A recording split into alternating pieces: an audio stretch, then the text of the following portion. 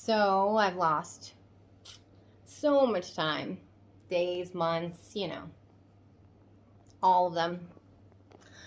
And let's see, I got a Galaxy because I figured they would just hack it instead of steal it, because every phone I have had is stolen.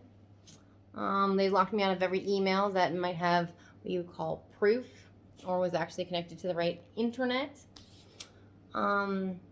I got a phone in Concord. I had about 6 hours of real internet. That was really nice.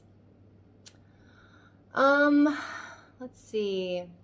Every iPhone, that Apple worm, And then one of my phones said slave phone on it, slave phone 1, Jenkins, which is probably an AT&T slave phone from Portsmouth. So I accidentally threw that out the window. I think someone found it. Molly stuff. Anyway, I